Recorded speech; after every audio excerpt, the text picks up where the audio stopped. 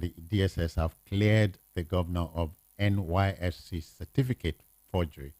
I read a bit about that yesterday. So you had the opportunity of knowing what the story is all about.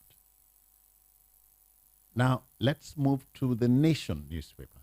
The Nation newspaper lead story. Labour walks out of meeting with federal government. Of course, this is one of the fallouts of the subsidy on PMS removal. Recall that Labour had prepared the country for the mother of all strikes. That's what they call it. They were supposed to be in talks with the federal government. And so many, so many stories are coming from that axis. Labour walks out of meeting with federal government. All right, breaking. 28 ministerial nominees begin documentation ahead of screening. That's federal now. The screening would start in earnest. And of course, we can't wait to have the list. About 11 states are still outstanding. Get the Nation this morning and you'll be updated. All right. Cabinet. Governors in last-minute rush to beat deadline. That should be expected. Across board, many states are yet to name commissioners. And so you expect a last-minute rush. Alleged certificate forgery. I shared a story like that not too long ago. The NYSC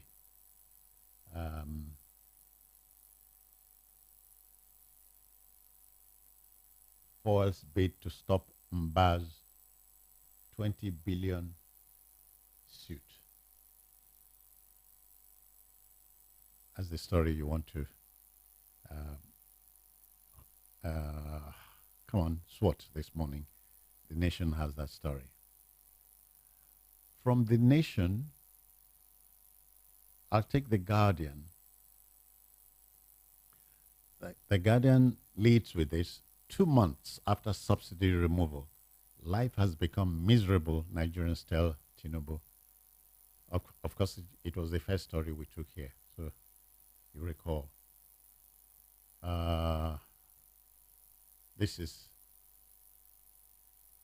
stating it as it is. Life has become unbearable and miserable for many Nigerians, hordes of Nigerians across the country, 2 months after subsidy removal. The Guardian has that story to share with you. Ministerial slots. Groups commend Tinubu for nominating 6 women. Of course, for the moment, you know there are 6 women, 6 female minister nominees. If you get a copy of the paper, you would definitely know the ladies we are talking about. Now, troops killed 59 suspected terrorists. That's a story that should gladden the minds of millions across the country. And why not? So, if our troops are on top of the game, we cannot but thank them for a job well done. NLC laments government's unpreparedness on frameworks to cushion fuel price hike. Just told you in the Nation, the talks between government and Labour has broken down. So NLC would lament government's unpreparedness in their estimation on frameworks to cushion fuel price hike. Abuja, no kidnappers in police uniform. FCT command. That's an update. this is to dispel perhaps a story we shared earlier on. But let me report that Bolaho Olojede has breezed in. We want to say good morning to Bolade. How do you do, good Bolade? Well, good morning. Bolaho, come on, come on. Good morning, Sisters Johnson. How are you? Good morning to our listeners as well. Yeah, Bolaho, it's a wet morning, so. Very wet. Very wet. But My it does not. my apologies. Okay, the wetness does not affect radio listening. It doesn't. Let's flip through some of the stories. I'm starting from the top. The Vanguard I started with. Bolaho, I shared this with the listener. Fuel subsidy removal. Palliatives can't cure our pains. Nigerians cry out. Palliatives will. It depends on what palliatives represent. If it is comprehensive, it will help a great deal. There won't be surgery without blood. There won't be gains without pains. So there will still be some pinch here and there. But the whole essence of the palliative is to come in there and moderate the extent of those pains. Let me give a very good example. Ogun State, for example, is saying, I will convert 2,000 vehicles free of charge into CNG vehicles. And I will provide CNG gas infrastructure at the bus stops.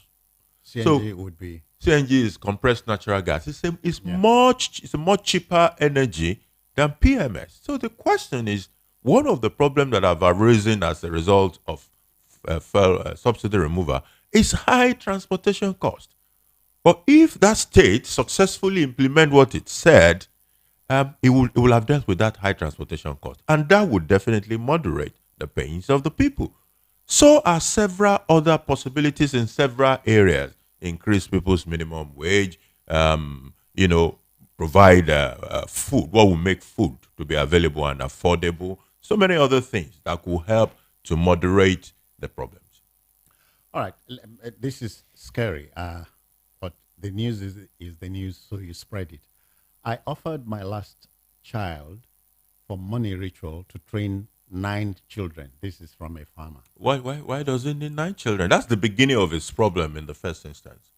The world has moved away, even Nigeria has moved away from those years when you just have so many children because you needed to use them for farm work. Can you imagine such as an excuse that's why you want to use one for ritual? No, it is because you're looking for hot money.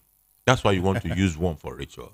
And I hope that the law will make him pay for his sins. People have had those kind of children here before, and they don't have to use any for ritual for any reason. All right. Quickly, let me return to this day. This day leads with at Russia-Africa Summit. Shetima says Nigeria repositioned for greatness. I believe so. The opportunity is an everyday opportunity. It's a new page for every day that the day breaks. So it is a matter of what we do with it. One of the grace, I'll call it grace, that Nigeria has had over the years is that most of those things that could make Nigeria the true giant of Africa are here, and they have remained. Natural resources are in abundance. While we're talking about oil and gas, or maybe fossil fuel would be a problem, we suddenly find out that it's not oil it wasn't just oil that we have. We have gas, and we have more gas than oil. In recent years, we are now even talking of lithium, which is transformational. That is the material from which battery, all those electric vehicles and the rest of them are made from. And it is here in Nigeria. So when you talk of natural resources, you talk of gold, you talk anything. It is so many things are here in natural resources. In human resources, everybody knows Nigerians everywhere. In several cabinets across the world, from the UK to the US to everywhere, you see Nigerians doing great wonders. Here in our countries, we're doing great things. So natural human resources, all sort, whatever it takes to be a great country, we have it. It is a matter of unlocking that door. And I'm just hoping that maybe we're probably there where that door can be unlocked. Okay. From the same this day, Sanwo-Olu Abiodun forward names of commissioner nominees to lawmakers. Yeah, I think about 20 something names. I saw the list yesterday. Some of the old brigade were there also. We wish them well. Lagos it remains the commercial nerve center of Nigeria, and we need the best. And the beautiful thing is that Lagos also has the biggest pool of brains that could deliver on anything we want. So we wish them luck. Looking forward to more work in Lagos State.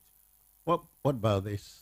I'm directed to end insecurity in Southeast. GOC 82 Division tells Uzodimma. Yeah, that insecurity in Southeast has got to end. That is the reality. We need the Southeast to become an engine room. My love will have been the industry of the people from the Southeast could be deployed, starting even from the Southeast in manufacturing and all of those. Well, those things are not going to happen in the current state of sit at home for 2 weeks, macheting people and shooting other people all around the place. So hopefully, if we deal with that insecurity, Southeast will come into its position in the state. So are several other insecurity across the Nigeria anyway, from the Northeast to the Northwest and any other where there are pockets of insecurity. All right, take your time from us now. 24 minutes past 7. That's radio time, and this is newspaper headliners from the Voice of the People Radio, 90.3 FM. Bolahan Olojede is here at last. The Punch next. Ministers carpet resident doctors as strike grounds hospitals. Is there a minister? Well, this is... Maybe it's an ex-minister. I'm not aware that there's a minister for health as we speak. So when they say minister carpets them, I'm wondering who is this minister. The list is still there. People have not been screened. We don't even know who is the minister of health in Nigeria.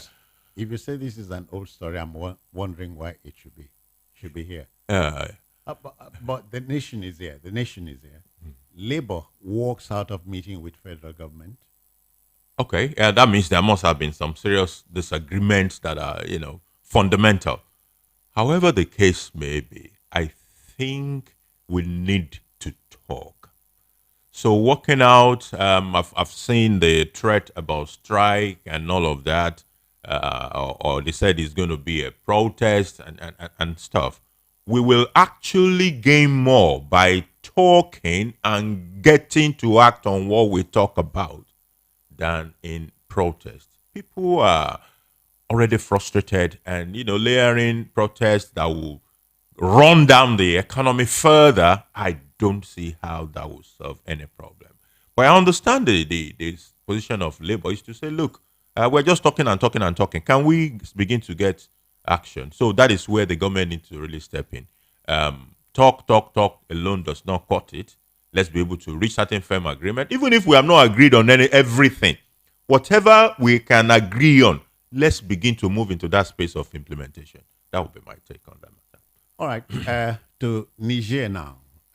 U.S., United Nations back ECOWAS to restore order in Niger Republic.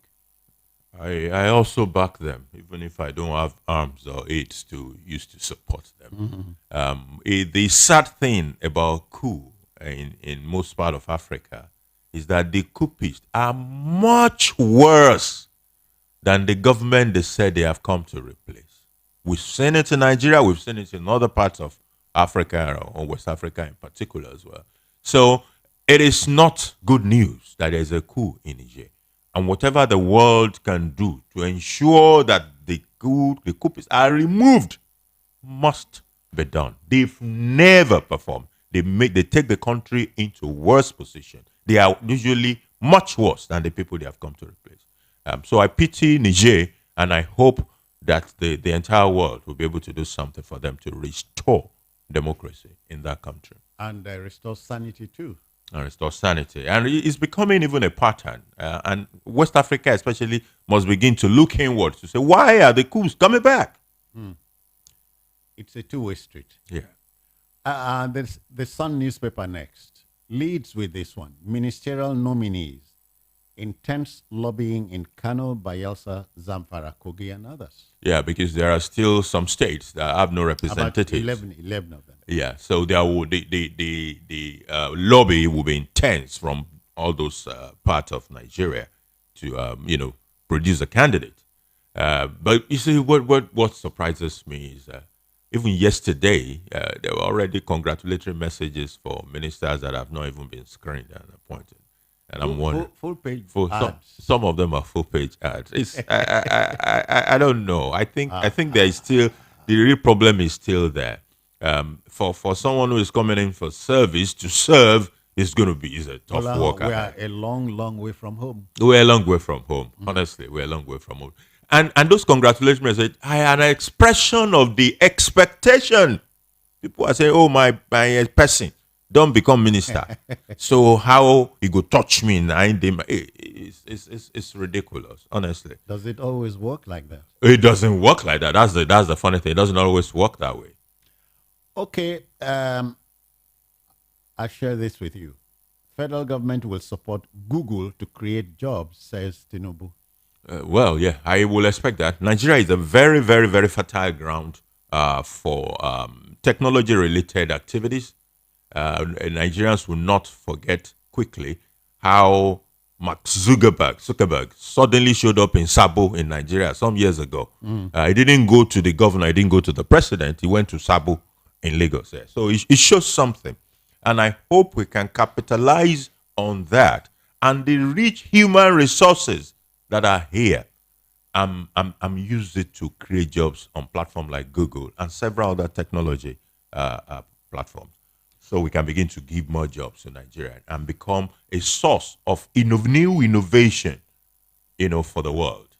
How about this? Senate seeks Ekpa's It must be extradition. extradition from Yes. Finland. Yes, a few days ago, the National Assembly said that as of Rep in particular. I know it's going to be very tricky, and the reason it will be tricky is that Ekpa has dual nationality. Is a Nigerian, at the same time is Finnish. So, from a Finnish perspective, how do you extradite your own citizen to another country to go and face judicial system?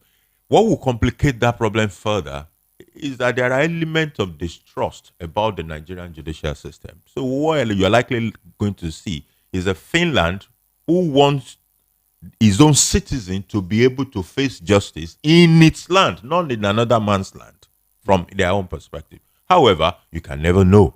There are what they call extradition agreement. How that will work out in the specific case of Ekpa is left to be seen. But Ekpa must be stopped from doing what he has been doing in the southeast. All right.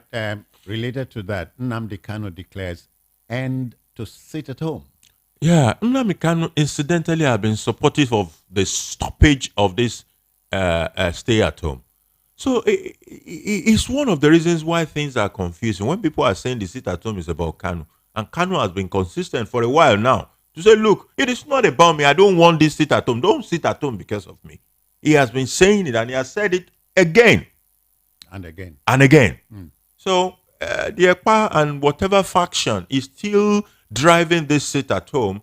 We just need to unravel this and get to the bottom of it and get it stopped. Most importantly, I know Enugu State in particular has been making great effort. Hopefully, the effort will yield the necessary fruit at the end of the day. To the Guardian now, ministerial slots. Groups comment Tinubu for nominating 6 women. Yes, it's right about the first time in a long time that we have that. Who knows? Maybe even from the remaining, maybe there will still be another woman. It's one of the promises he made. Oh yeah, there are about 2 or 3 women in the 11 outstanding.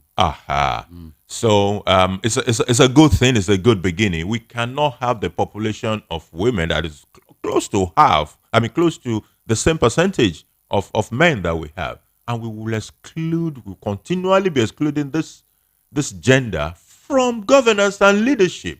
They have a lot to deliver, and it is our loss if we don't engage with them. So congratulations on the involvement of women, and I like to also say young people. We like to see more young people as well in the cabinet. It's a promise anyway. It's a campaign promise which is being fulfilled. And women are coming out of of their shells, so it seems.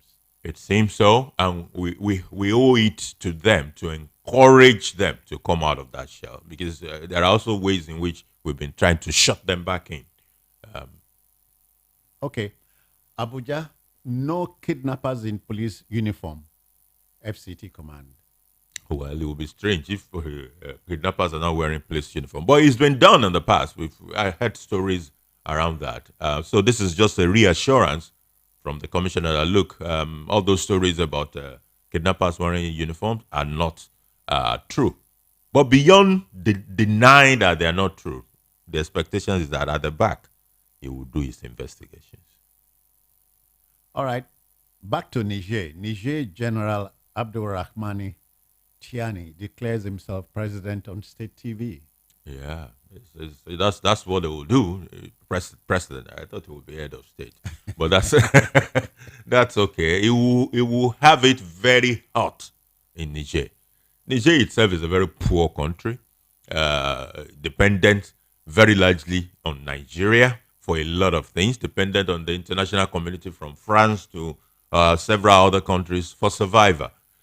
So if all these countries that are critical to its survival are saying we don't want that man, I don't know who is looking up to for survival. Maybe Russia.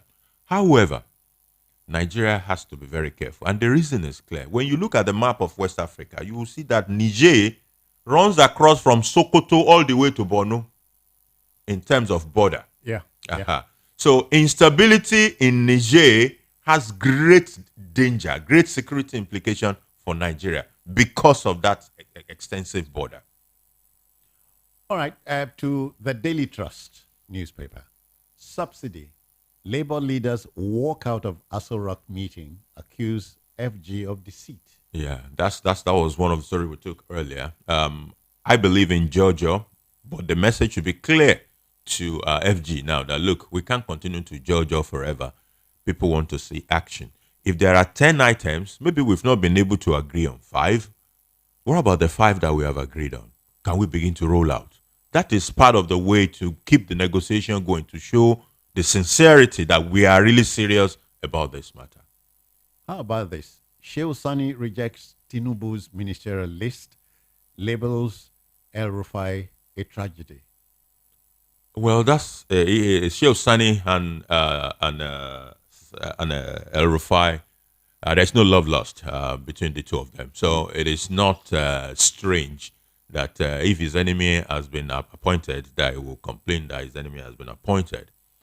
So it's not his strength, but it won't change anything. It's just expressing his view as a Nigerian. It doesn't change anything. All right. 26 minutes to go to 8 o'clock, and we're still dealing with newspaper headliners, still with the Daily Trust. Hear this one, Balaho.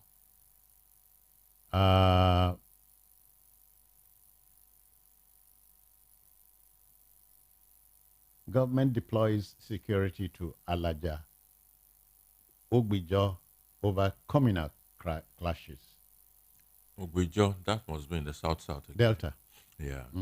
So those communal clashes are there, and they've been there. And sometimes I wonder why we don't hear of communal clashes in the West. There must be something they have done about those societies that make it literally impossible, for one community to say they want to start fighting another community. Poverty, the extent of poverty must have something to do with it. And I just hope that we can begin to resolve these matters amicably. Sometimes when you hear people are being killed, when you read the story, you find out that it's not some external people, it is brothers who have been living together for years that suddenly wake up and start macheting one another. Bolahan, the word is poverty. It's not poverty. Just of the pocket of the mind, intellect, and so on. Yeah. Okay, let's try another newspaper. This time, the Sunrise newspaper. The the stories are not necessarily hard ones. Uh, Public alert on fraudulent linked. No, no, no. This is not the everyday newspaper you talk about. But the Nigerian Express is here. It's a story that serves hard hard stuff. Okay. Um,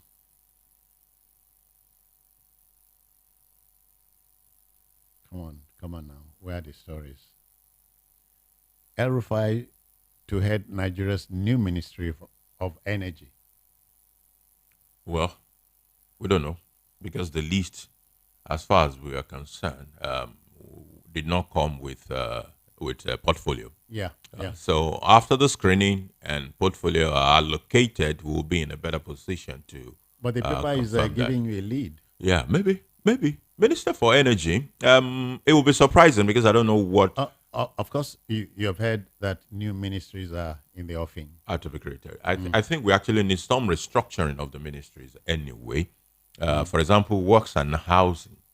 I believe they are ministry that should run independently because of the quantum of what is required in the space of works as well as in the space of housing. Energy, I will expect a mix of both leadership capacity and technical competence for running a critical ministry like energy. I doubt the capacity of El Rufai, the technical competence of El Rufai when it comes to energy. Unlike when he was a minister for the FCT, he's a severe, he understands planning and all of that. Fantastic. And I believe he did well in Abuja as the FCT minister then. But now, Minister for Energy, where you have to go and talk about oil and gas or whatever, or power, I have my concerns. But let's wait and see how that works out. Maybe it will be supported by someone with a technical competence and all of that. Okay. The government still does this keep them guessing thing regarding the I hope that one day we can begin to actually have ministers being sent to the assembly, to the National Assembly, with portfolio. What is all this? I want to interview someone. I don't know what role I'm interviewing him for. So when he sits in front of me, I will now be asking general questions, and I think it's suboptimal. It doesn't make sense. okay. Bola, we're retooling. We're retooling. Yeah. Okay. So anything is possible. I hope, honestly, is a major concern. How do I interview someone without knowing what I'm interviewing him for? Other than, I'm interviewing you to be a minister. Minister for what? Okay. I've had cause Bola to go back to the Nation newspaper. Another of the stories I meant to share with you. Yeah, full states yet to get ministerial nominees. Yeah, some states have not gotten. I told you about 11 of them. And there is a lot of work to be done, though. A lot of work. But the cabinet is becoming very big as well. All these people will come. They will also start appointing advisors to themselves and all of that. God help us with the cost of governance. Simon Ekpa adamant to Kanu's order on to end sit at home. Oh, okay. Yes, he has been like that for so long. Kanu said, I'm not. There's no sit at home for me. The man said people must sit at home for him. Who is saying what now? Kanu said, no, don't sit at home for me. Sit at home is gone. Simon Ekpa is saying sit at home because of Kanu. It's a ridiculous junction we have found ourselves. Very ridiculous. Okay. I have this one. Troops kill 59 terrorists, rescue 88 kidnapped victims in 1 week. Fantastic job. Sharing news. Fantastic job. This is the way I expect the security operatives to proceed. You must first show power. I'm not saying that kinetic approach will solve the entire insecurity problem. There probably will be some point when you do some discussions, some negotiations, and all of that. But don't negotiate when you are on the back step. Negotiate after you have crushed them. From a position of From strength. position of strength, position Yeah. of power. That is the way to negotiate. So congratulations to the security operatives. I have this. I'm directed to end insecurity in Southeast. Yeah, that's 82 Division. GOC2 division in Enugu. Yeah. The Enugu particularly needs its support to end that sit at home in that state. Incidentally, there are no sit at homes in Abia, where Kanu is from. You want to interrogate that one? It just makes the whole thing complex and interesting, I would say.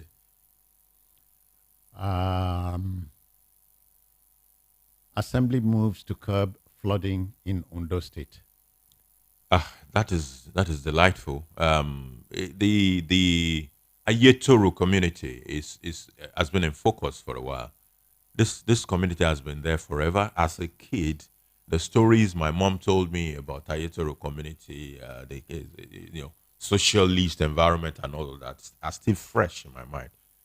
To now begin to see that community is about to disappear, as in disappear totally by virtue of what the water is doing there is such a shame. When the story also broke that, look, there has been some billions contract, I think about 6 or 7 billion contract, to deal with that matter in the past. But the contract simply wasn't implemented. What you will find surprising if you dig deep is that the contract was probably given to someone from that part of town. Most likely they don't chop the money. And the place is about to be wiped off. I hope all within the powers of government, both at the state and federal government level, will be done to ensure that a community like that doesn't get wiped away. And so a general flooding issue across the country. I'm not sure we've lifted a finger from November 2022 when there was a massive flooding across many states in Nigeria. What have we done to ensure that it will not be like that this year? Well, another cheering news from Ondo, if you ask me. 33 new LCDAs to be formed. Oh, well, it's a good thing from the perspective of taking government closer to the people. But having seen some of the places where that has been done, we are beginning to ask exactly how it has impacted the people. You create an LCDA. The whole essence is for LCDA to be able to do those things that local government are supposed to do. But we're not feeling the impact of the local government beyond the harassment for certain fees here and there. If you think of the local government we used to have, those places where you see those tractors, where they go out and do the intra-local government roads and do some other things in the society, they are not there any longer. It appears as local government are just paying salary. That's what they are doing. So it appears a cheering news from that perspective of, government is closer to the people. But when it comes to the efficacy of these things, we are yet to see them. All right. We terminate the stories from the newspapers here. And give the microphone over to you. Hand the mic over to you. Which story or stories caught your fancy? How do you react to them? 0700 903 903 903.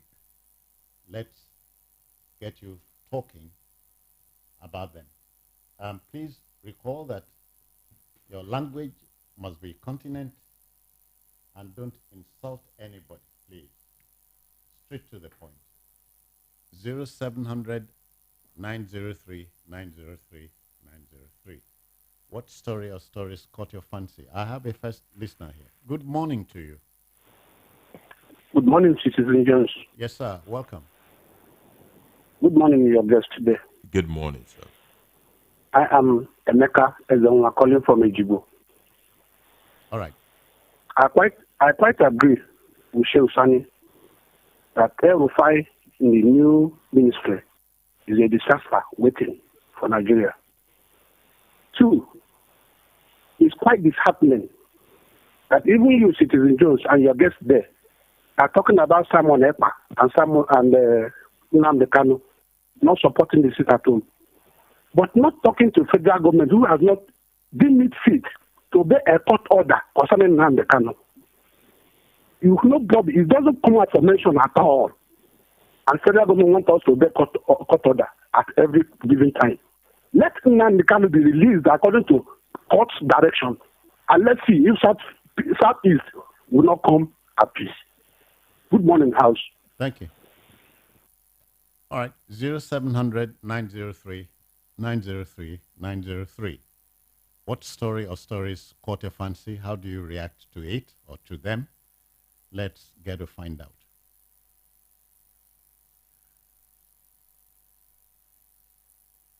Hello, good morning to you. Hello, good morning, sir. Yes, sir. Your name? Good morning, Steve Jones. Yeah, greetings to you. Yeah. My greeting to your my greeting to your guests also. Thank you, sir. Your name, where you're calling from?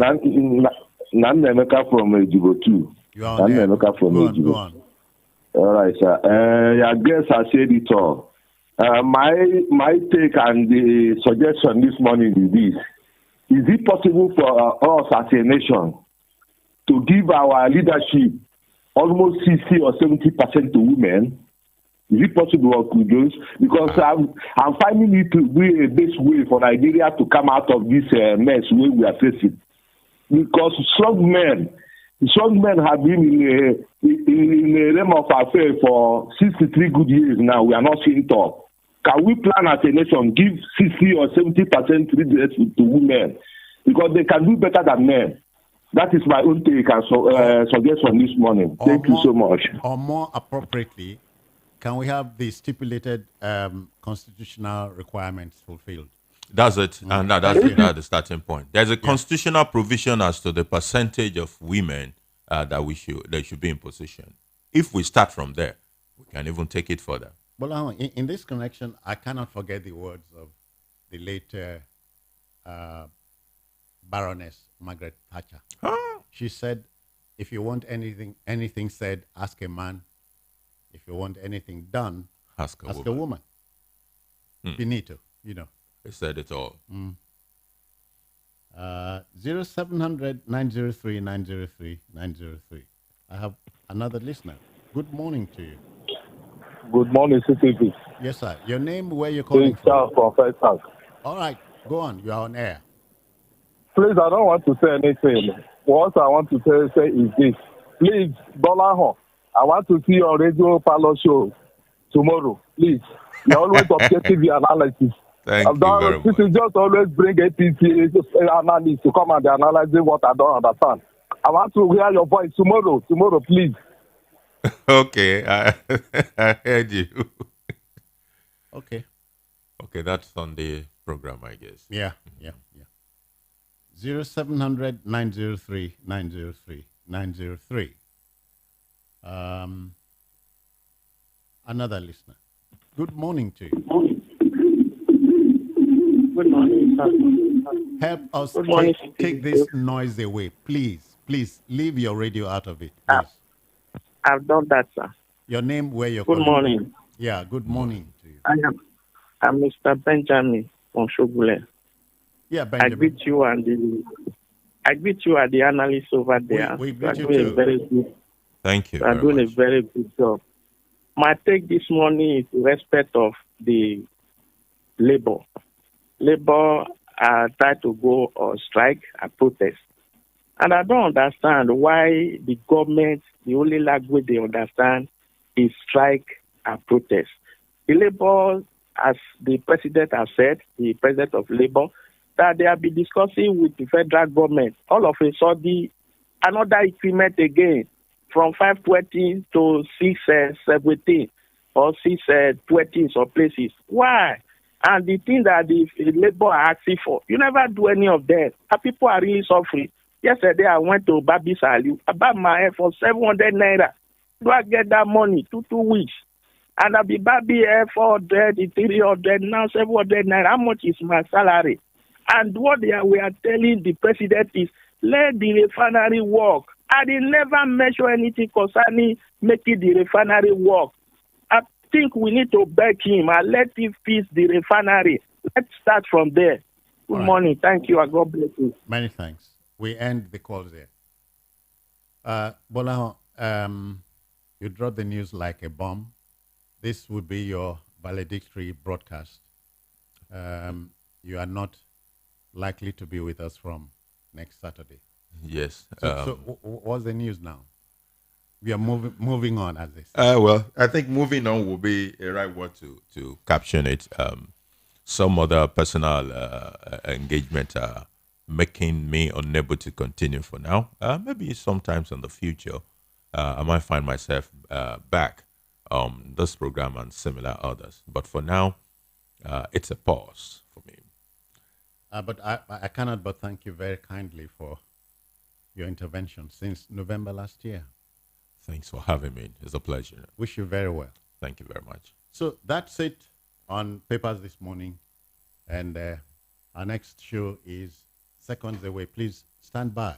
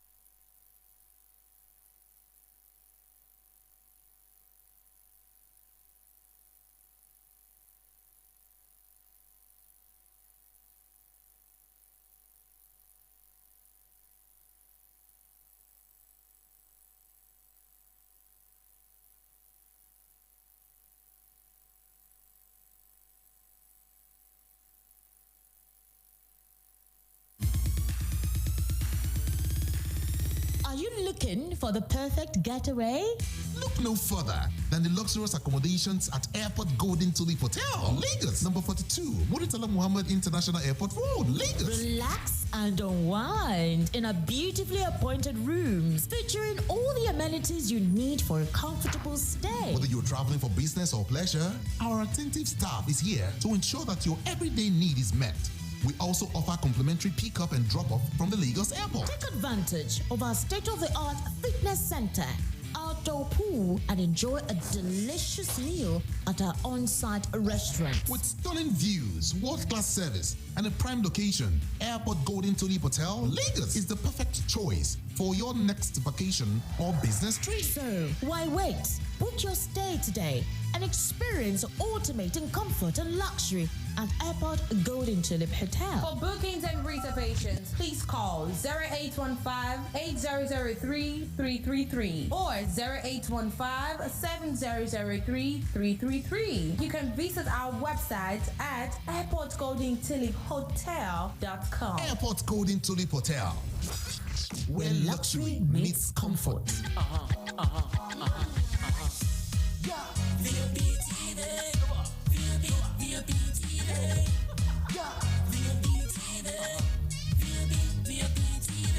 We have been serving you hot and fresh content on radio, and you have been loving it. Now we're taking it further. Catch us live on YouTube at BOP TV for all the juicy content you can't resist. Talk shows, exclusive interviews, news, lifestyle, and more. It's all about you. BOP TV, show up, speak up.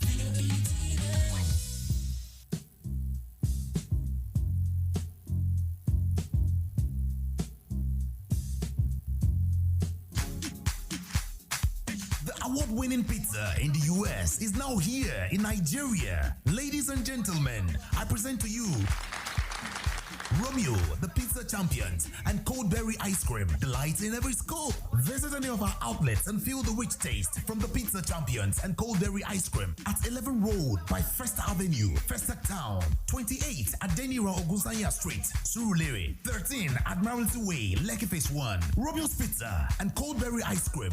Romeo, the pizza champions.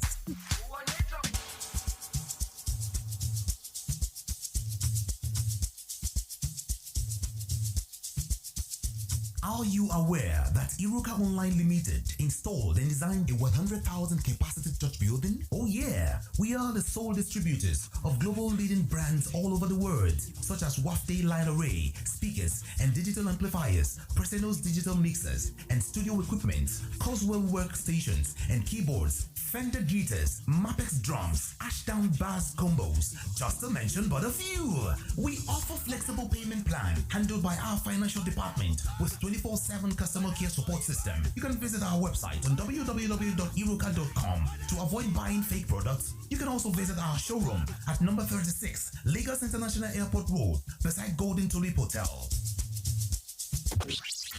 Iruka, never settle for less.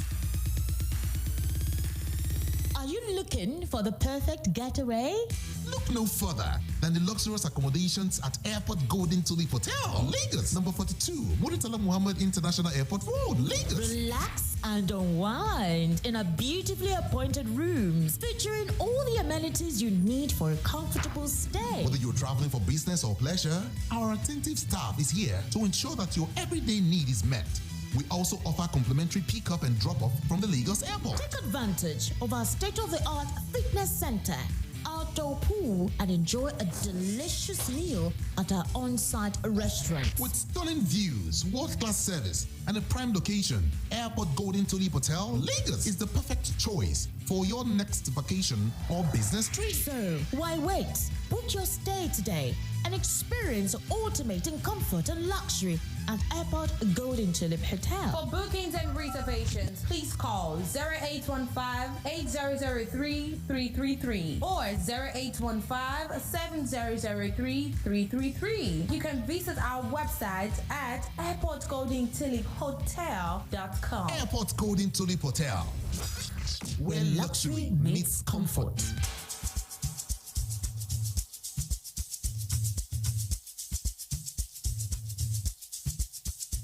Are you aware that Iruka Online Limited installed and designed a 100,000 capacity church building? Oh yeah, we are the sole distributors of global leading brands all over the world, such as Wafday Line Array, speakers and digital amplifiers, Preseno's digital mixers and studio equipment, Coswell workstations and keyboards, Fender guitars, Mapex drums, Ashdown bass combos, just to mention but a few. We offer flexible payment plan handled by our financial department with 24/7 customer care support system. You can visit our website on www.iruka.com to avoid buying fake products. You can also visit our showroom at number 36 Lagos International Airport Road beside Golden Tulip Hotel. Iruka, never settle for less.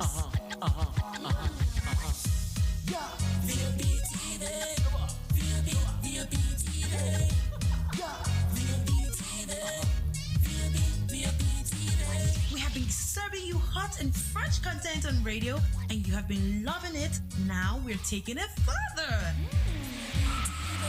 Catch us live on YouTube at BOP for all the juicy content you can't resist. Talk shows, exclusive interviews, news, lifestyle, and more.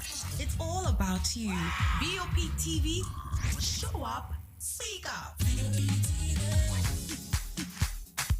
The award-winning pizza in the US is now here in Nigeria. Ladies and gentlemen, I present to you Romeo, the pizza champions, and cold berry ice cream, delights in every scoop. Visit any of our outlets and feel the rich taste from the pizza champions and cold berry ice cream at 11 Road by First Avenue, Festac Town, 28 at Denira Ogunsanya Street, Surulere, 13 Admiralty Way, Lekki Phase 1. Romeo's Pizza.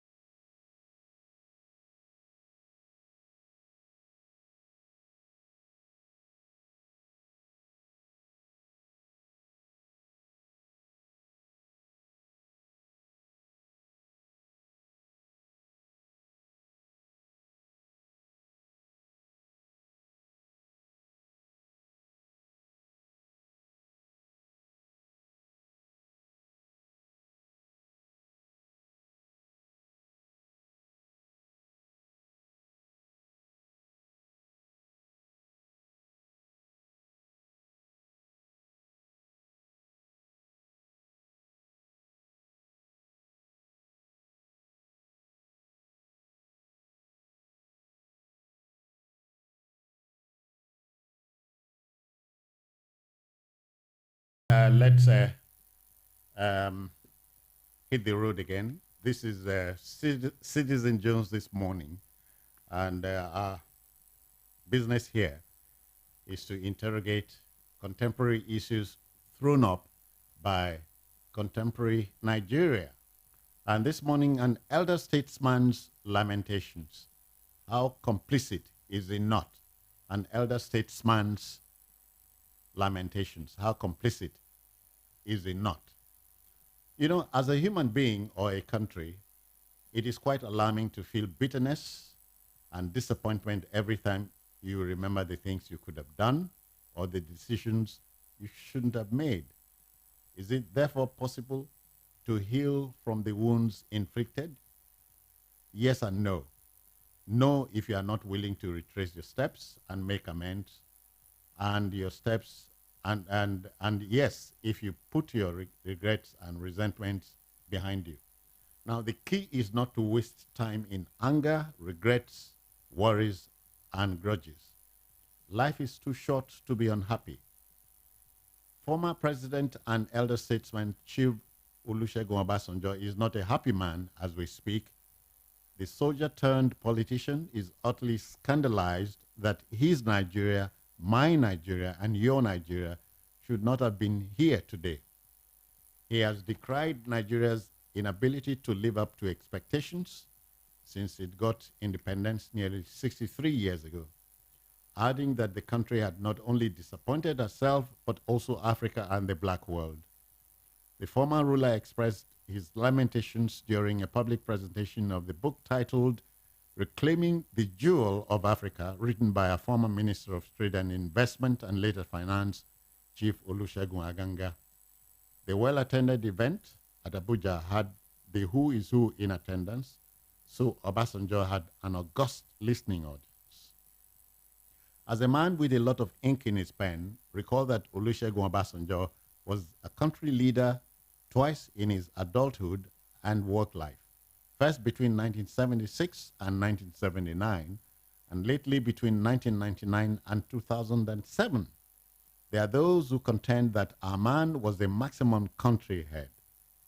If therefore we are letting Africa down and the black world, is he not complicit?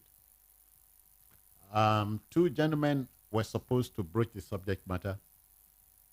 Only one of them is here. Let's meet and greet broadcaster, journalist, thespian, and political commentator,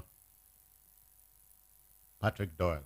Patrick, good morning again. Good morning, Citizen Jones. It's a pleasure to be here again. Patrick is guesting on our show for the second time in as many months. Welcome. Yeah, so an elder statesman's lamentations. How complicit is he not? The clincher to the title of the show today is how complicit is he not? Which ordinarily one would say, how complicit is he? So maybe I should start off by asking you, how did you coin the how complicit is he not? If he's expressing the lamentations in 2023 and looking back, he regrets the many things he never did and things he should have done. But life is too short for such things. Okay. Now, he was a maximum ruler, so to speak. Let us just simply say that in the 60s... Please, Patrick, remember I'm playing the devil's advocate here until your colleague comes. Okay. I'm playing the fair-minded, objective individual who looks at things dispassionately. Yeah. I'm playing. So let us just, for sake of argument, say that of the 63 thereabout years of Nigeria's independent nationhood, he's been responsible for 11 of those years. And if we were to do the math, 11 comes to about a fifth of the sum total? Yes, of the sum total, about a fifth of the years of our existence as an independent nation. And that should also presuppose... Patrick, but do remember that making a country great does not require forever. Does not require forever. You can, by dint of a pronouncement or an action or inaction, make your country great or otherwise.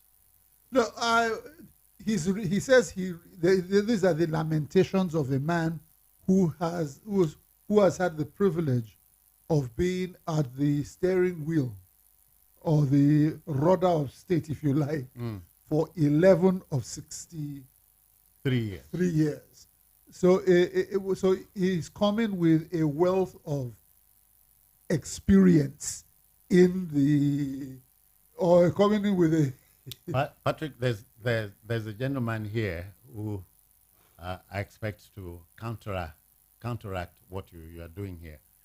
Let's meet and greet educationist, national affairs commentator, Moses Adebayo. Moses, good morning to you. Let me first apologize. The rains. Sorry, the world listening. Yorubas will say. Leave. Please, let's go straight to business. You're right. You are here. Ọ̀rọ̀ ọdún agility. If I would maybe translate it colloquially, the man with the broken lips will not speak to anybody's hearing and they listen to him. Your lips are not broken. But welcome. Obasanjo. Readily it comes to mind. I had a prologue. I'm talking to the man in the mirror. Apologies, Michael Jackson. Does he take a good look of himself or at himself on the mirror? Does he do that? I doubt. Does he have a mirror? Maybe if he has any left. But as far as Obasanjo is concerned, he's not the right person to pontificate. He has made it a way of life to criticize when he should actually tell himself the gospel truth. He is a man giving so much, but he has delivered almost nothing. A gargantuan grace given to him, but acted so far as a Lilliput. Unfortunate. I find that we have a penchant for dealing with the personality who has delivered a message rather than the content of the message delivered. So sometimes, Patrick, even at the village level, the town crier is the man you want to trust. You want this particular town crier will come with good news. So whatever he says is gospel. Sometimes it is the veracity, the obvious veracity and the implied veracity of the message that should be paramount. And in the case of Nigeria, as we're on the precipice of some existential issues, I don't think this is the time for us to be, as it were, pointing to individuals and pointing at individuals. But I beg to differ. I am always concerned not only with the messenger, or the message rather, I'm equally concerned about the messenger. I won't, because I'm dying of thirst, take water from a cup that is so dirty. So I am concerned about the cup and the water therein, even if I'm so thirsty to the point of death. The man that delivers the message, you should also be concerned about where is it coming from. Is he doing that because he really loves the country or out of bad faith? The elevation of emotionalism in our public discourse and in the running of the affairs of our country is largely responsible for our, for want of a better, stagnation as a nation. Here we have countries around us like Rwanda that have taken giant leaps, all because they have decided to step down. Because there's a new driver in the seat who seems to understand the what dynamics. to do, the dynamics of what to do. Yeah. Obasanjo is your classic. Rwanda, you have mentioned, comes to mind. Let's even go there. Rwanda, if you ask me, in a manner of speaking, committed suicide in April of 1994. Genocide? 94. Suicide, 1994. Close to 1 million people killed in cold blood. So, but he has picked up the pieces, and today Rwanda is a go-to place in Africa. You mean Paul Kagame? Paul Kagame. Leadership. Obasanjo can no longer be the leader in Nigeria. But he was a leader for years. 2 tours. The first tour as a maximum military ruler. The second tour as an elected president, and he did 2 terms. Who had maximum powers. Who had maximum, yeah, he was something of an imperial and president. Who thwarted democracy for so long. He removed a Senate president at his whims. That he has done, in the twilight of He his removed life, governors at his disposal, at his wit. Just whenever he felt like he was acting as an emperor. Once again, emotion is ruling Facts. over These are facts. the content I'm not cooking of- this up. It's not, These are facts. These are facts. A man is graded. Hold on, Jones. A man is graded by virtue of his works. Obasanjo's works are there for the public to see. He wanted the third time. He can't deny that. He has denied it. He denied it. He can tell that to the Marines. He has denied But it. he knew he wanted that. Why did Ken Inamani? Why is he a hero amongst Nigerians today? Because he was the one eventually that banged the gavel. No third time, and that was the end. Obasanjo wanted third time. And also, I see that conjecture has become a statecraft in Nigeria, where conjecture is conjectured against another conjecture, and facts suddenly emerge. But you are not dramatizing here. We are dealing with facts and Yes. figures. No. That's conjecture. The man says at no point did he ever seek a third term. No, leave Yes, this. and he has- Leave. No, but I'm not saying. But that Nigeria, he regrets, he laments that Nigeria is Isn't not where where it should she. be. Yeah. But that he has not exonerated but- himself. He cannot exonerate himself. It sounds as though that he has. it sounds as though he doesn't know Obasanjo. You know Obasanjo very well. I believe there is no way a man of his mental sagacity and stature will make that statement and attempt to extricate himself from culpability in what the results that we now see. So let's just. So should he pontificate? I don't know. No. You see, now you're calling it pontification. The title of the show is Lamentation. Should he lament? Yes. Lamentation is free. Lamentation is expected, and lamentation is exactly what a man who is contrite should do. And if you call it lamentation, then it is apropos that he laments. Okay. For pontification, my view of pontification is that even the devil is entitled to pontificate. It's an entitlement that every living being as a statesman. Has. Jones, I take exception to that word. I think over the years, Which word? we've degraded that lofty appellation, statesman. A statesman should not be known for flippancy. A statesman should not be known for belligerence. Obasanjo characterized anything but statesmanship. Here is a man that went abroad when we had one of the best, possibly the best elections ever conducted in Nigeria. He went abroad to tell the world, MKO is not your messiah. By virtue of that statement alone, he's caught with everything. He was about doing that again this year when the results are being released. A man that should know better, you know how weighty your word can be, went to the world and told them that they should stop counting. What does he want? What does he want? And that's a man you think is not pontificating? He seems like the moral compass of Nigeria, and which is not by any means. It would appear that this entire discourse is on the personality and the psychoanalysis of Obasanjo. Well, the statement came from No, exactly. So no. If they've debated, he's not a statesman. I'm not going there.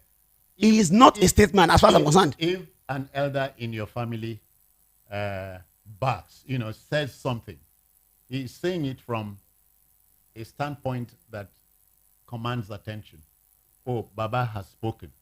What is he saying? Can we interrogate what he's saying? He says Nigeria, he regrets that Nigeria is not where she should be. And could he have done anything better?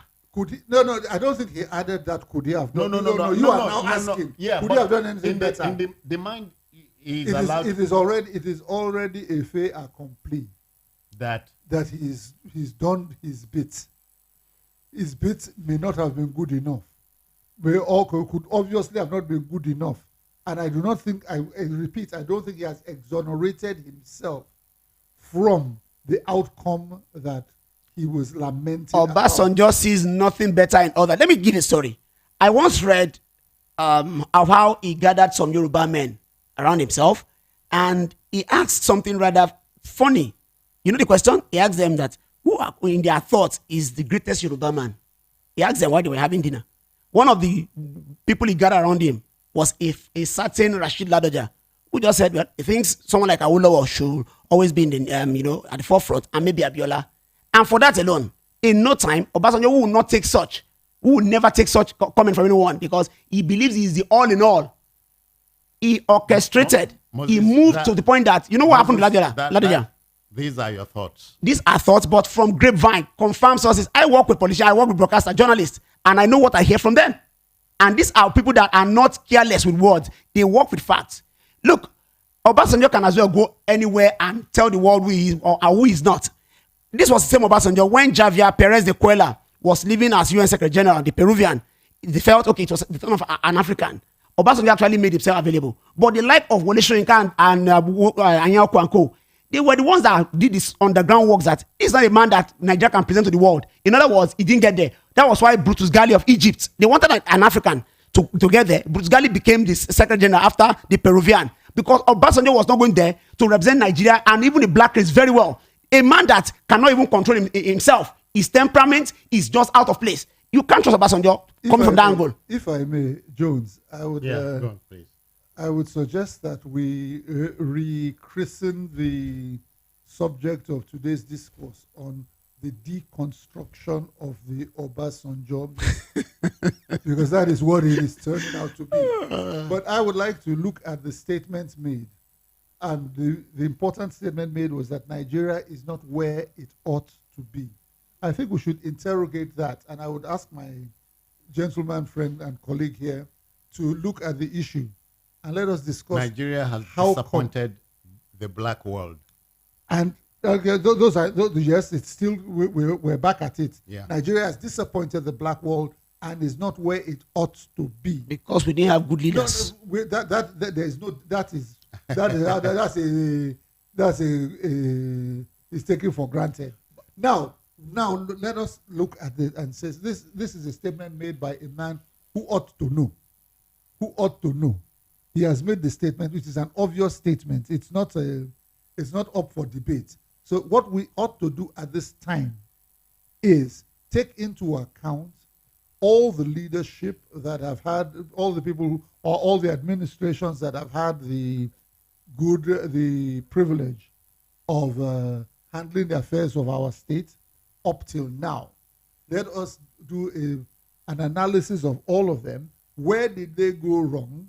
How far wrong did they go, so that we can, with the benefit of hindsight, begin to correct those mistakes rather than dwell on the personality of a man in his 80s who is in the twilight of his life. He's even in his 80s because that's a matter of conjecture. Who is in the twilight of his life and who is, what's the word? He's in the VIP departure lounge at the... but does he seem to realize that he's about bowing out? I don't think so. If you will go as in brazenly we have now to tell the world, we've gone back to the man now. I know we can't. How does Nigeria, at this point of when we are at the precipice of an existential problem, how do we step back from the precipice rather than dwell on the personality of a former head of state? You can't rule out the roles leaders have played over the years. Let me even go a bit scriptural. A place here in the good book tells you that if the foundation is destroyed, what can the righteous do? Now, I'll pin this two on leadership. What the righteous can do is to build a case where Obasanjo had the opportunity twice and he bungled them.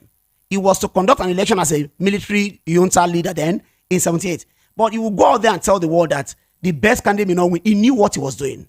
He gave us an inept leader in Shagari, and before long, the ship of the state sunk. Almost 20 years later. Yes, I know I'm talking to the world, so I have my fact. Same applies to when he came in 1999. Okay, Nigeria was to rebuild. Military, we are done with you. And thank goodness, we are done with them indeed. At least these 24 years of democracy and counting. Yet, this was a man that made something like, it's a do or die affair. He would rather have what he wants to have his way. By virtue of his uncanniness or being very cunning, this was a man that made sure that he had 5 Senate presidents. He disciplined anything. He removed governors as though he was an emperor. He sacked at his whims. He built a university in school. Now, these are the reasons Nigeria has disappointed the world because of leaders like Obasanjo. But I even take exception to the fact that the entire black race cannot afford to depend on one country. I remember there was a particular case of, let me go football wise now. Arsenal didn't play very well in a particular season. And unfortunately, their coach then, Arsene Wenger, heaped the entire blame on one player, Emmanuel Adebayo, and that didn't go that well with many fans. You can't as well put the entire team on one player. So also the entire black race, if Nigeria disappointed them, well, sorry, but it is not fair enough to attribute the failure of the black race only to Nigeria. No, I disagree with that. So that's why entirely I don't agree with what you said. Knowing where it's coming from. It's a collective guilt. That's what you're saying. It's a black race problem, not just Nigeria's problem. Collective. Well, if you say that. Well, okay. So now I think we are beginning to address the issue of where Nigeria ought to be in the scheme of things as relates to the black world.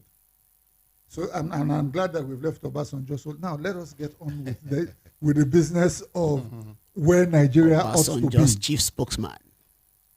No, he's not. Okay. He's not. Where Nigeria ought to be. Your assertion. No, here, former President Obasanjo, quote, over the last 63 years, we have not lived up to expectations. We have disappointed ourselves. We have disappointed Africa. We have disappointed the black race. And we have disappointed the world. According to him, the author, that's Aganga, now Olusegun Aganga, seeks to do in the new book, try to itemize and recommend in his book the way forward. But the beginning of charting a new course for ourselves is to admit our failure, because we have not always put the round peg in a round hole. End quote. Thank you very much. Note the operative words in those: we, our, showing that he has not exonerated himself.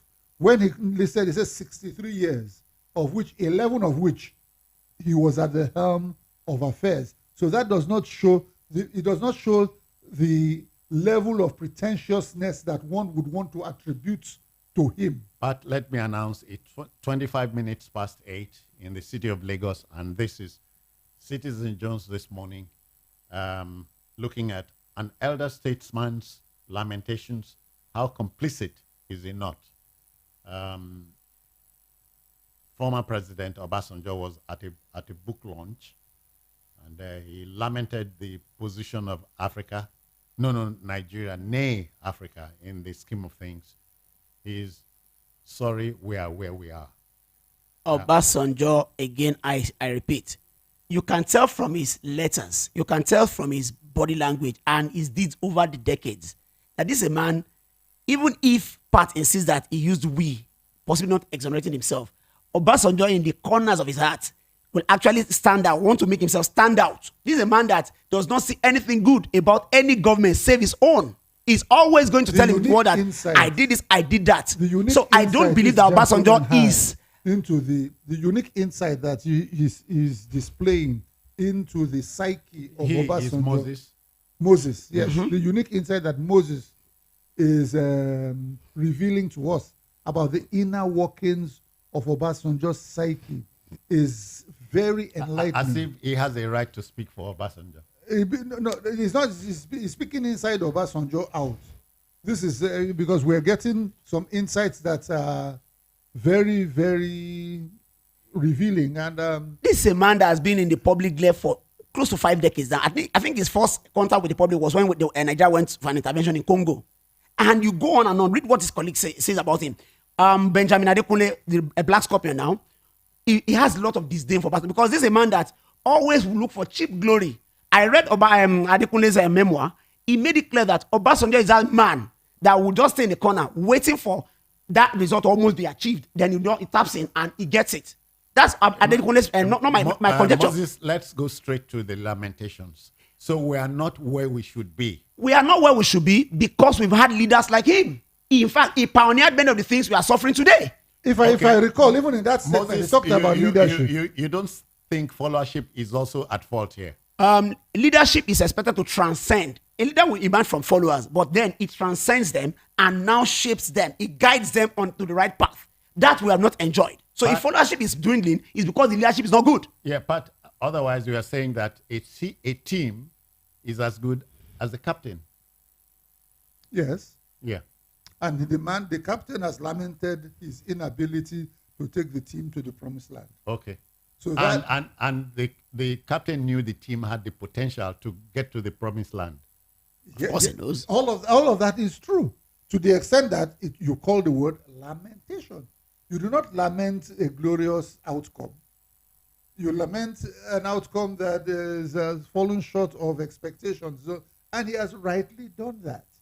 However, I say that to think and to be worrying about a man who is in the twilight of his life and to make him the subject or object of discussions and ridicule at this point in time, when we are faced with an existential problem in Nigeria, is a waste of time, and it will distract us.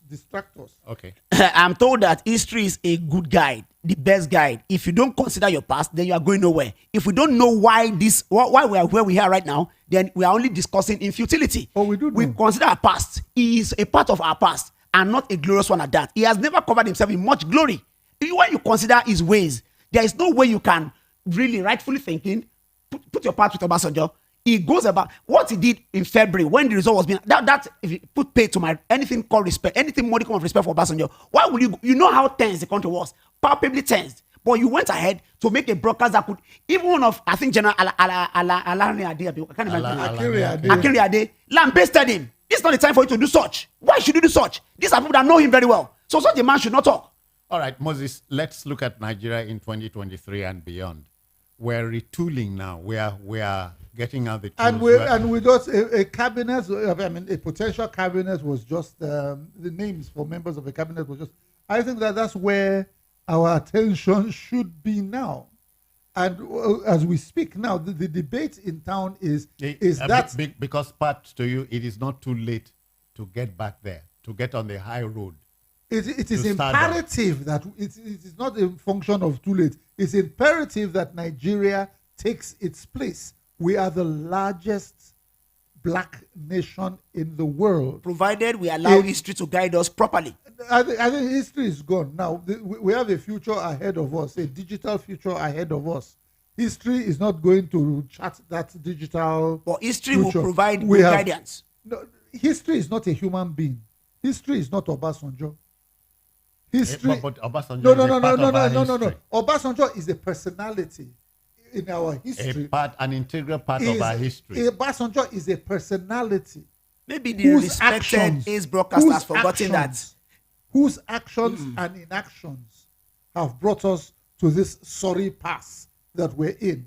He's one of those actors. However, it is the actions and inactions of these people that we ought to be psychoanalyzing. All right, let's go rather there. than their personalities. Let's go there to give Moses a break. You know, Moses is getting too tense. No. Look, my disappointment with Obasanjo is this. Look, John, let me say this.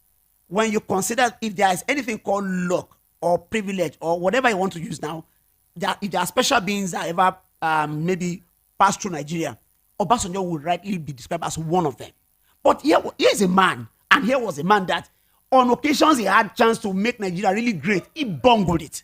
It's the reason I'm just, when he started as president, Syrian president in 1999, I felt, okay, maybe this is a chance for him to make better things he lost then. Redeem himself, thank you.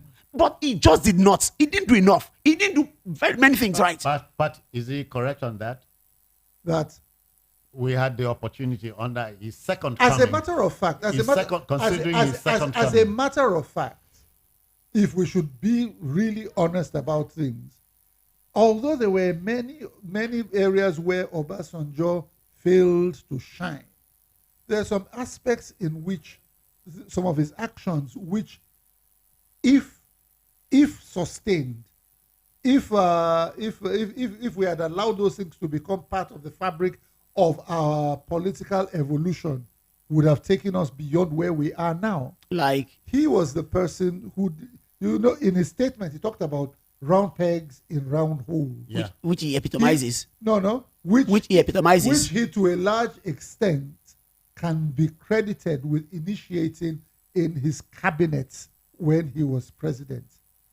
Which is everybody would at least give it to him that he brought in some technocrats into governance. A thing that was lacking a thing that was not the vogue in Nigeria up until that time. Pat, what strikes me now is if we go back to the Obasanjo years in his second coming, he was Minister of Petroleum Resources. They never reconstructed a refinery. We had four refineries. I believe you're talking about Buhari. Obasanjo. Please, I believe you are also listening to me. So he had the opportunity for 8 years, all of 8 years, he was the Minister of Oil Resources, but petroleum resources. But still, today, our oil is troubled. And so you are wondering, what do we pour on troubled oil? He lost even Bakassi to Cameroon when we shouldn't have by enemies done that. And so, Patrick, Bakassi should be dear to you because you have a link with the place. Out of 774 local governments, Bakassi is gone. Because of Obasanjo's ineptitude. I hope not for good. It's gone now. The verdict has been given long ago. Hopefully, I happen to be very. You need a pen? I know. I happen to know the Bakassi issue a bit more than maybe all of us in this studio. And the truth of the matter was that the verdict handing over Bakassi to the Republic of Cameroon was given before Obasanjo ascended office in 1999. But we had up till 2002 to appeal the sentence, the verdict, rather. As I said, I am privy to some of that information.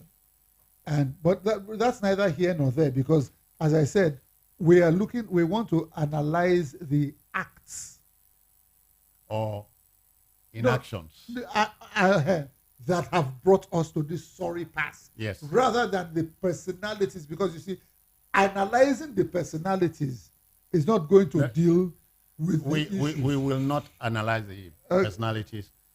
Moses understands you can't that. divorce, but the personalities, the messenger and the message are like 5 and 6. Yorubas will say, "Adato mushanshon le shako fun right now."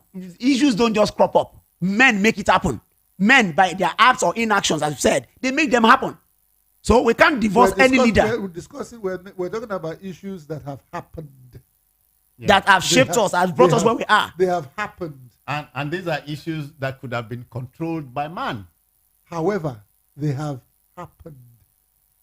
And because they have happened, it is a sensible man who will look at those things that have happened dispassionately and see how those things that happened can be ameliorated, can be retooled to make better things happen in the present. Is it too late?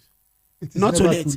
They have happened and they seem to still be happening because we have not learned from what happened because in the past. Because we are busy personalizing Because no. There is nothing personal about this. Nigeria remains what it is because we have not learned enough from our past. And that's why we keep falling into the same pit.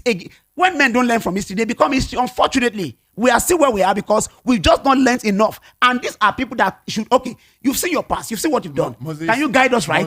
But even in the present, he's not guiding us right. Hold on, Moses. Patrick understands that the greatest lesson of history is that man hardly learns from history. True. That's the greatest lesson. So, but I'm saying for an elder statesman to lament at this stage. A former president. And that is please don't use that word carelessly. Lament is when you are an elder. Because you are no longer in the field of play to affect play in a concrete manner.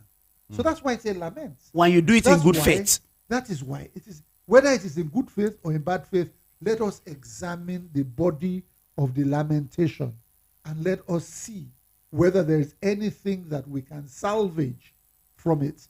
Even the Titanic that is sunken in the ocean. I'm aware that you were not on it. No, how could you have been on it? Even the Titanic. So a few people survived. Yes, true. But even the Titanic, scavengers or whatever still go there and they take out cutlery or whatever, Mm-hmm. and they auction it. They auction it at Sotheby's. Even recently, some embarked on a fatal journey. They wanted to go and see the Titanic, but unfortunately, they didn't. So what I'm saying here is that even wrecks possess some treasures.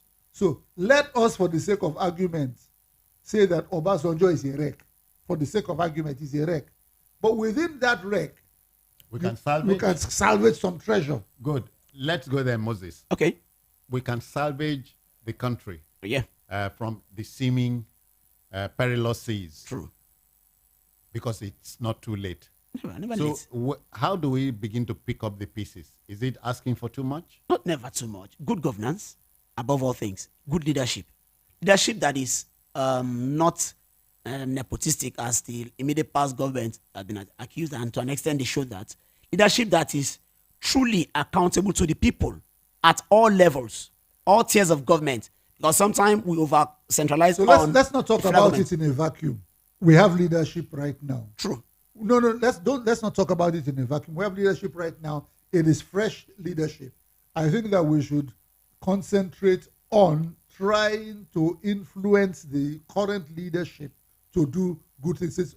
Since you like to talk about Obasanjo, so you can tell the current leadership, say, listen. Please don't go the way of Obasanjo. No, listen to me. Don't go the way of removing governors illegally. Don't go the ways of building library while you're in office. Don't go the way of removing anybody just because you don't like the person's face. So precisely, as I said, that should be the focus, the crux of that's what we're saying now. So the new leadership should not embark on the journey he started. They should rather change the course and push Nigeria forward. Nigeria, a country that you can hardly think of one nation in Africa that Nigeria was not involved. Even South Africa that today has been themselves our perpetual frenemies, because South Africa they don't mean well. Nigeria has contributed to. I remember in 1980 when Zimbabwe was getting their independence, Mugabe and the like. Nigeria gave them about 10 million naira when naira was still strong. But in no time, we've had leadership that has made the naira plummet. As of this morning, the dollar is still about 800 naira. The leadership we have today can as well learn from, what did they do right and what didn't they do right in the past, and chart a new course for Nigeria. Well, I think one other thing that we should be able to thank the Obasanjo. 20 minutes to 9, that's the time, yeah. One of the other areas where we need to thank the Obasanjo administration is the baptism of fire it gave our current president when the brickbats between the Obasanjo presidency and the Tinubu governorship in Lagos State. I'd like to think that you remember what gave rise to the bad blood? Yes. Yeah. Local government funding. LCDAs and so on. No, what I'm saying here is... Also remember that the thing affected Akwa Ibom State because the governor of I knew Jones was going there. I knew Jones was going there. No, it affects me.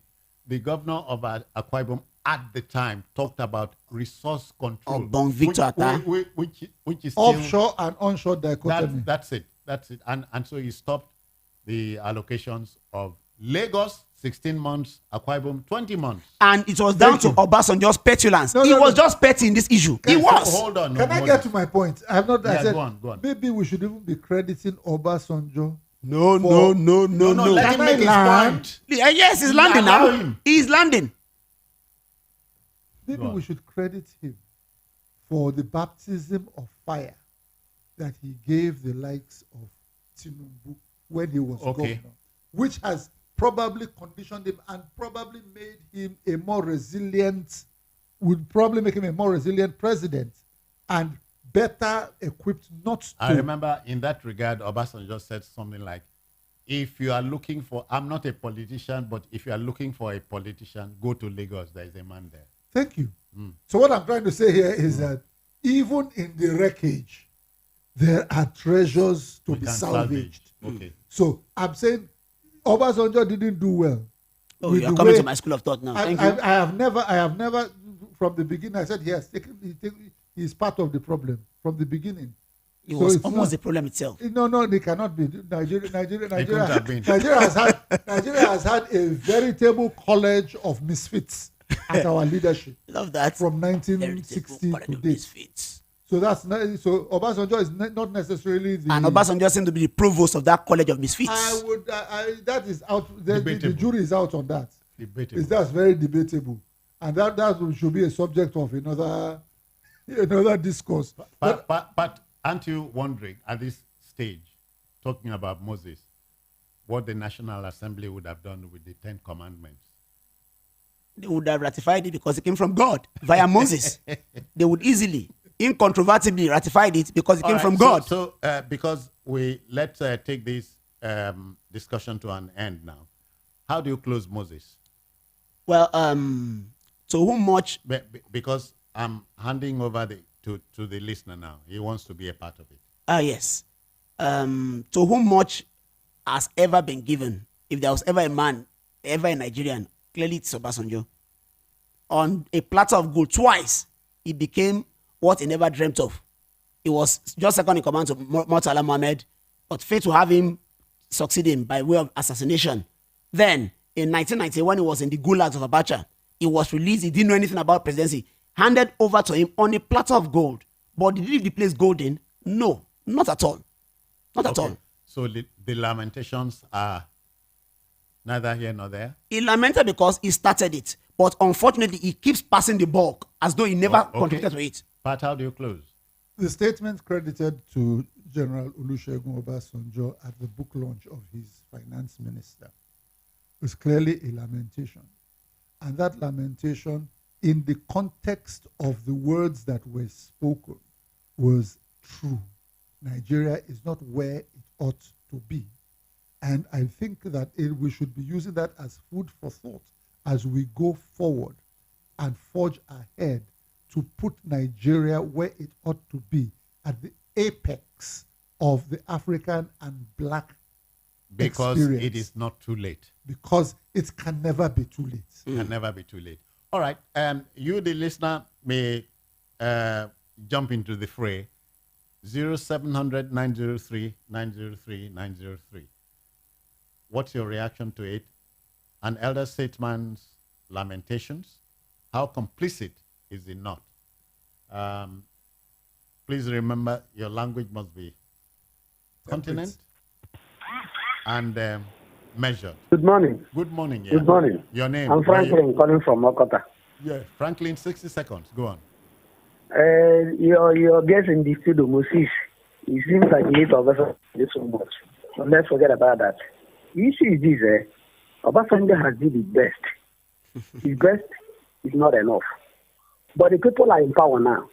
I consider Obasanjo as the best elder statesman. He has been telling the ones that came after him the wrong he did, which they will not go the same way. But they have been going the same way, and we are still blaming Obasanjo.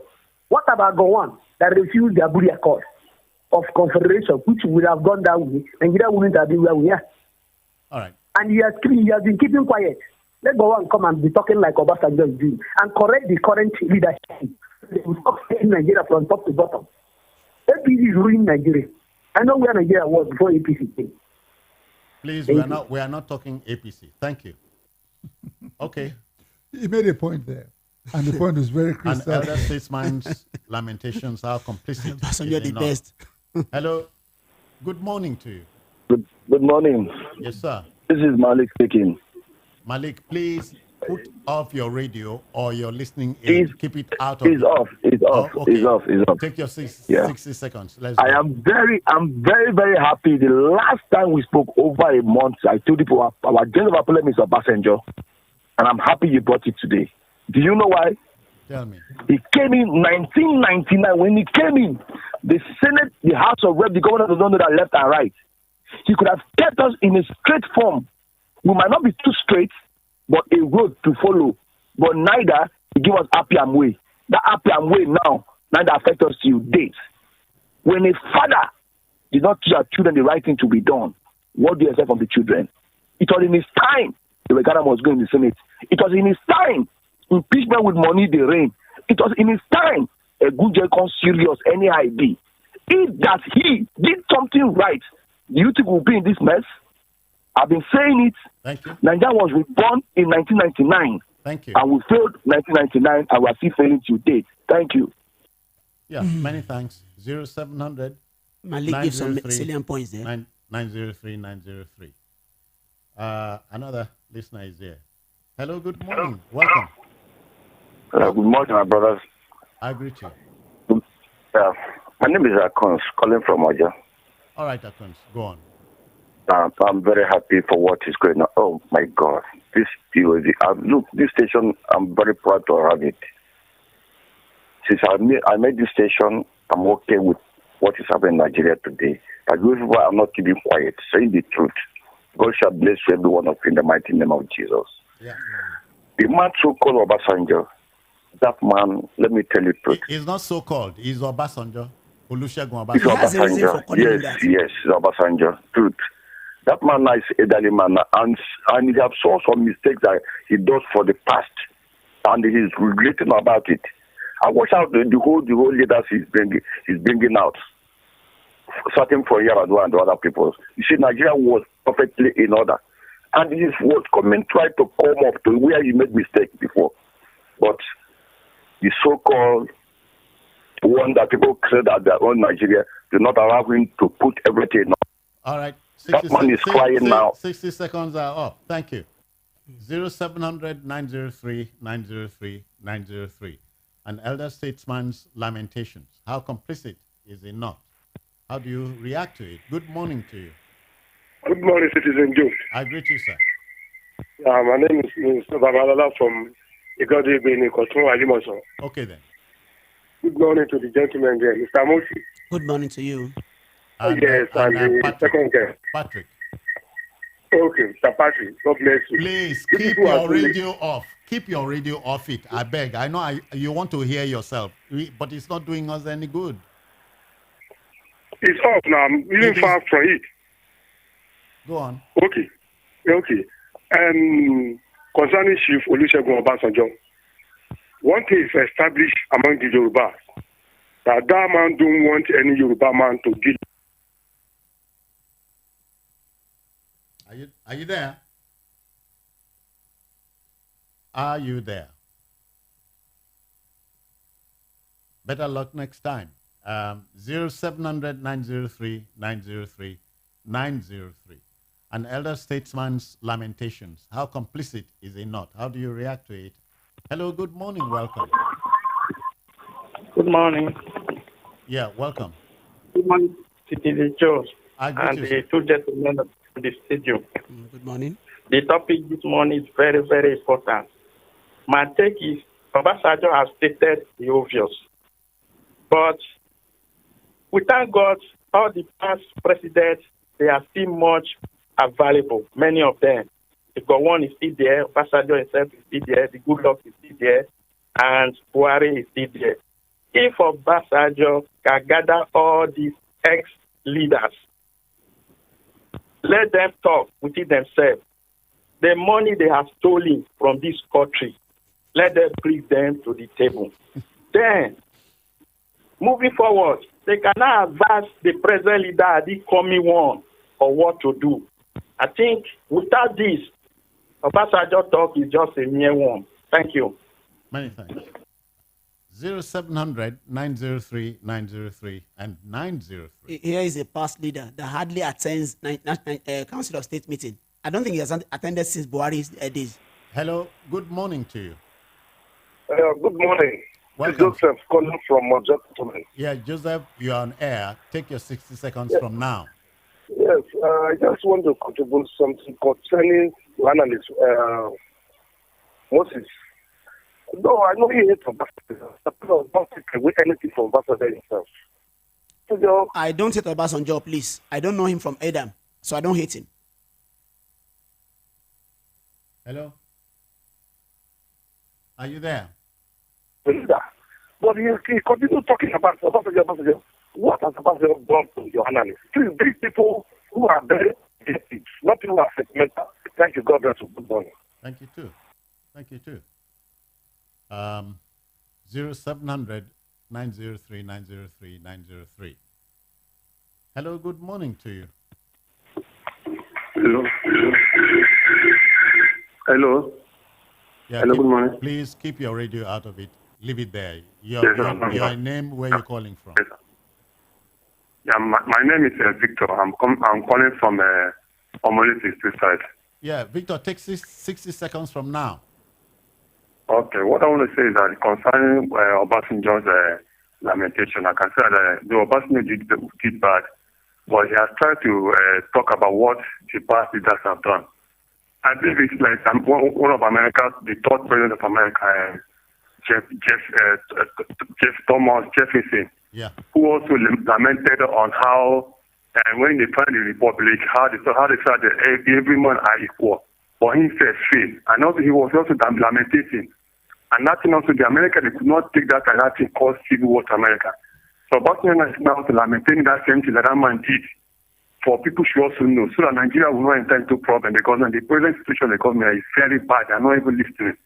That is only my comment. Thank you. We have room for one more call, 0700-903-903. Hello, good morning to you. Hello, good morning.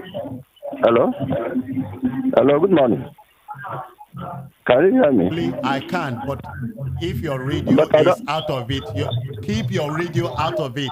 We are not having clear Go away air. from my radio now. Please. Hello? I'm sorry, I can't take you. I can't take you. When you do get through, keep your radio or listening aid out of it, so that conversation will be clear. Hello, good morning to you. Hello, good morning. I greet you, sir. Sidin Jones, good morning. You are group there. I greet you. Yes. Your name, where are you calling from? I'm Chinedu calling from Badagry. Chinedu Badagry, your 60 seconds begin now. Thank you. Yes, Obasanjo has good, he knows how to advise, but he doesn't take advice. As far as I'm concerned, Obasanjo has spoiled this country. God gave him the opportunity to lead us properly, to address most of the issues now he's complaining of. He had a good opportunity, right from the military time to civilian time. Obasanjo does not take advice, but he likes advising somebody, and he can never take advice. When you watch what Obasanjo did, Obasanjo helped in destroying this country.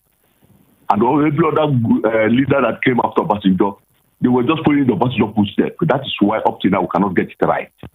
If I start now to tell you what Obasanjo did to this country, and coming out to tell this leader, do this, do that, Obasanjo never wanted anybody to be better than him. Don't, because the program is not about Obasanjo. Yes, thank you, but thank you all the same. Thank you very, very kindly for your time. All right, Moses, let me thank you for your time. Well, you had them all. And Patrick Doyle, many thanks too. Obasanjo's Nigeria. So that's what radio does. We mold opinion and allow you to make your conclusions. And there's what the experts talk about. You realize your catharsis after listening to a good radio show like this. I am Citizen Jones Hussein. Bye-bye now. Let's meet here on Saturday.